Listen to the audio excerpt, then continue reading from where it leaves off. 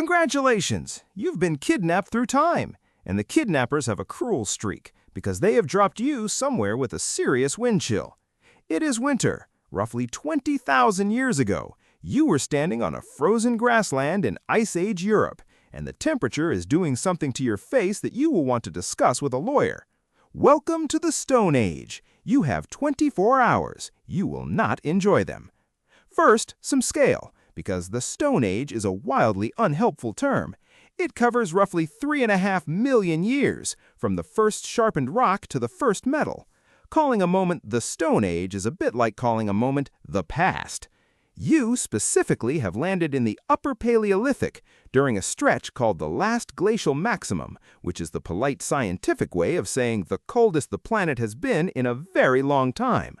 Ice sheets cover the north. Everything is grass, wind, and regret. This grassland has a name, the Mammoth Steppe.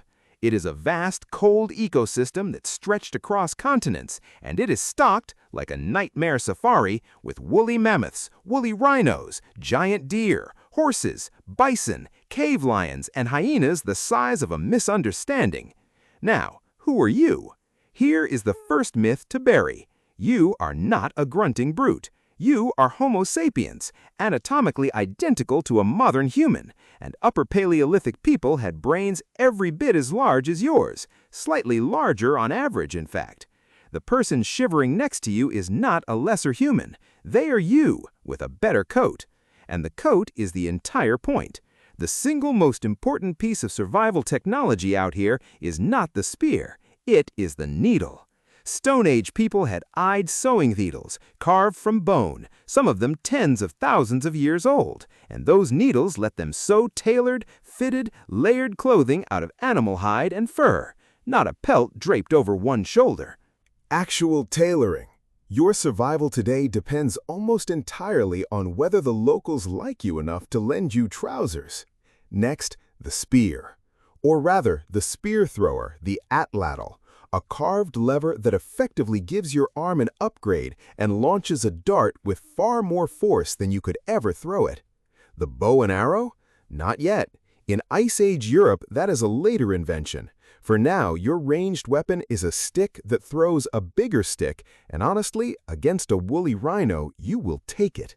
You will also need shelter, and this is where it gets genuinely spectacular. At sites in Ukraine, archaeologists found huts built out of mammoth bones, hundreds of bones each, enormous, deliberately constructed dwellings made from the skeletons of the largest animal on the steppe, because when your landscape has no trees but plenty of mammoth, you build with what you have got. And fire. Obviously fire. You cannot do a single part of this without it, and these people could both make it and keep it, because the alternative was death. And they had noticed. Let's clear up the rest of the cartoon while we are here. The word caveman is doing a lot of unfair work. These people did not generally live deep inside caves. They lived in tents and huts and the sheltered mouths of caves, and they moved around constantly. They were also not artless. The cave paintings at Chauvet are around 36,000 years old, and they are not crude stick figures. They are confident, beautiful animal drawings made by people who had clearly practiced. There are carved figurines older than agriculture, older than writing, older than almost everything you think of as old. You have been picturing these people as idiots. They were artists with frostbite. So how does this kill you? Start with the obvious. Hypothermia and frostbite are patient, and they are extremely good at their jobs.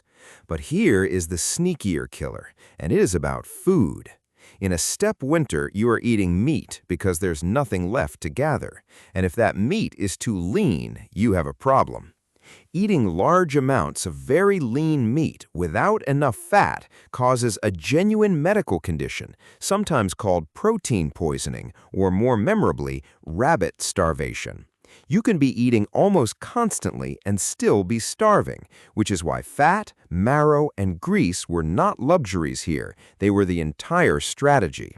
And then there's everything with teeth. A hunt on the mammoth steppe is a negotiation with animals that outweigh a car, conducted with a pointy stick in conditions that make your hands stop working. One bad moment, a gored leg, a wound that turns infected, and there is no medicine waiting for you. There is only your band and whatever they happen to know. So, 24 hours as a Stone Age hunter in winter. The verdict? Without the clothing, you would be in serious trouble within hours because your soft modern body has no idea how to hold its heat in this. With the clothing, the fire, and a group that tolerates you, you might just make the day. The week is a different conversation, and that conversation is mostly about calories. The real Stone Age hunter was not a stupid caveman in a fur bikini. They were a skilled, clever, tailored, artistic human being, every bit as intelligent as you, surviving a version of winter that would quietly delete you by lunchtime. So, enjoy your 24 hours, traveler. Eat the fat, stay near the fire, and whatever happens, do not lose that coat. Out here, the coat is the only thing standing between you and becoming a very well-preserved archaeological discovery.